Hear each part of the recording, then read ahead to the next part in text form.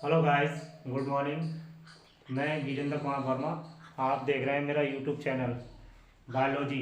आप कुछ सीखें। आज हम बात करते हैं शैवाल की। एक्चुअली में शैवाल है क्या? शैवाल को नॉर्मली हम काई बोलते हैं। जैसे देखा होगा आपने अपने घरों में नलों, पानी के नल जो होते हैं उनके नीचे, या टंकियाँ होती हैं उनके नीचे हरी हरी सी एक लेयर बन जाती है। ठीक है, वो लेयर ही शैवाल होती है।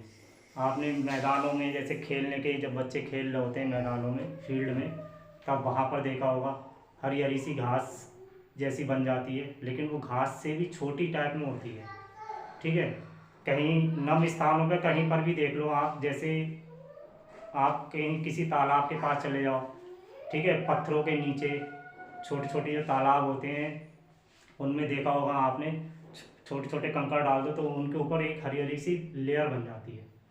हम लोग इसको बोलते हैं आमतौर से काई, और इस काई को ही शैवाल बोलते हैं। ठीक है, लेकिन एक्चुअली में काई जो शब्द है वो ब्रायोफाइटा सब समूह के पौधों के लिए यूज़ किया जाता है।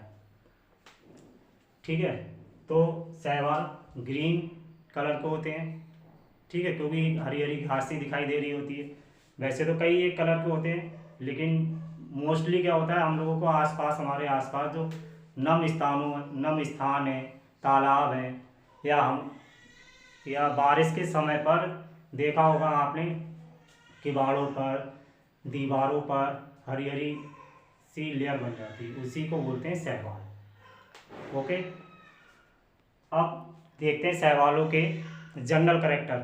शैवाल के जनरल करेक्टर क्या है? ये पर्णहरित युक्त थैलो क्लोरोफिलस पौधों का समूह है, अर्थात इनमें हरित लवक पाया जाता है। हरित लवक क्या होता है? ये एक वर्णक होता है। देखा होगा आपने पेड़ पौधों को, मतलब जमीन से ऊपर का भाग पौधे का, ठीक है, जैसे पत्तियां, टहनियाँ, ये क्या है, इसमें एक वर्णक पाया जाता है इन पत्तियों में, जिसको बोलते हैं क्लोरोफिल।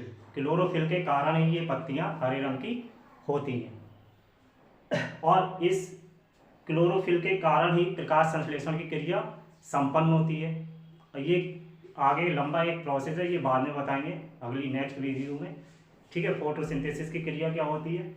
इस फोटोसिंथेसिस की क्रिया के कारण ही पौधे अपना भोजन बनाते हैं, और पौधे अपना भोजन बनाते हैं, और उसी भोजन से पौधों में क्या होता है? पोषण होता है। ठीक है, दूसरा करेक्टर है इसका, ये नॉन वेस्कुलर, अर्थात इसमें जाइलम व फ्लोएम अब्सेंट होते हैं। अब जाइलम और फ्लोएम क्या है? जाइलम और फ्लोएम ये पौधों के भागों में पाए जाते हैं। इससे क्या होता है? पौधे में जल तथा खनिज लवणों का संवहन होता है। जैसे हम भोजन करते हैं, जब हम भोजन करते हैं तो उस भोजन को हमारी शरीर की सभी कोशिकाओं में पहुंचाने के लिए एक लंबा प्रोसेस से गुजरना पड़ता है।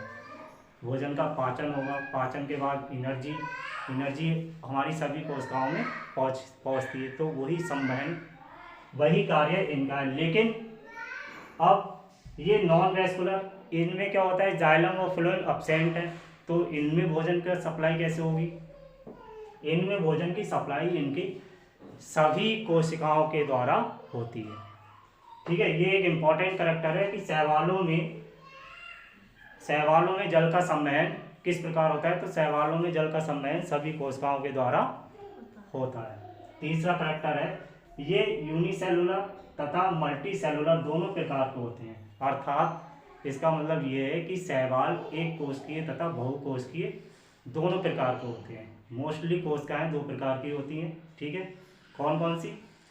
एक कहलाती है प्रोकैरियोटिक, दूसरी कहलाती है यूकैरियोटिक। लेकिन शैवालों में कोशिकाएं तीन प्रकार की होती हैं।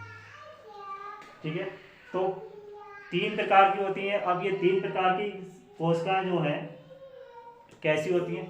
प्रोकैरियोटिक कोशिका का मतलब होता है प्रारंभिक, प्रिमेटिव टाइप। ठीक है, जिसमें जितने भी कोशिका अंगक होते हैं वो उसकी पूरी कोशिका द्रव्य में फैले हुए रहते हैं। किसी का स्थान एक निश्चित नहीं होता है, ठीक है। ये इसका करैक्टर है कि इसका न्यूक्लियस जो है वो भी उसकी कोई आउटलेयर नहीं होती है, वो भी एक प्रारंभिक न्यूक्लियस कहलाता है। दूसरी प्रकार की कोशिका आती है यूकैरियोटिक। इसमें सभी कोशिका अंगक जो है वो एक स्थायी होते हैं, ठीक है, सबका अलग अलग काम होता है। तीसरी प्रकार की कोशिका जो शैवालों में पाई जाती है वो पाई जाती है मीजोकैरियोटिक सेल्स। मीजोकैरियोटिक सेल्स का कार्य अभी ज्ञात नहीं है, ठीक है। तो देखते हैं, ये यूनिसेलुलर तथा मल्टीसेलुलर दोनों प्रकार के होते हैं। अब शैवालों में 3 प्रकार की कोशिकाएं पाई जाती हैं। नंबर 1, नीले हरे शैवालों में प्रोकैरियोटिक सेल्स पाई जाती हैं। सेल्स बता दी मैंने, प्रोकैरियोटिक और यूकैरियोटिक। और नीले हरे शैवालों को छोड़कर अन्य जितने भी प्रकार के शैवाल हैं उन सभी शैवालों में कोशिकाएं यूकैरियोटिक पाई जाती हैं। लेकिन डिनोफाइसी वर्ग के शैवालों में मीजोकैरियोटिक सेल्स पाई जाती हैं जिनका कार्य अभी ज्ञात नहीं है। यही एक ऐसी शैवाल ही एक ऐसे हैं जिनमें ये 3 प्रकार की कोशिकाएं पाई जाती हैं। अन्यथा सभी एनिमल्स और प्लांट में केवल 2 ही प्रकार की कोशिकाएं पाई जाती हैं, प्रोकैरियोटिक और सेकंड यूकैरियोटिक।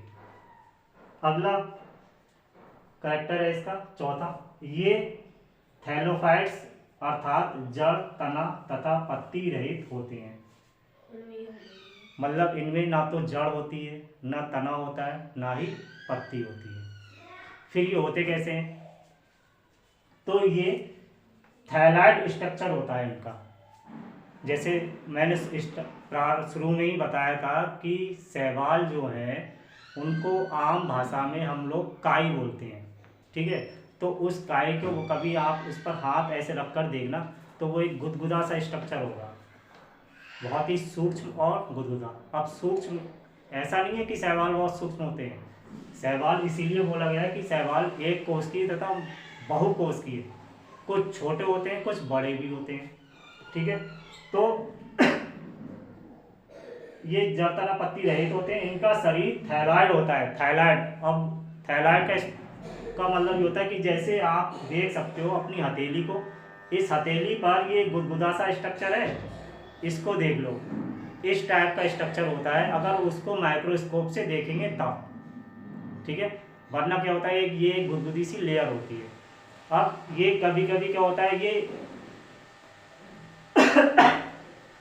एकल भी पाए जाते हैं। एकल का मतलब अकेले, सिंगल, और कॉलोनी बनाकर भी रहते हैं, ठीक है।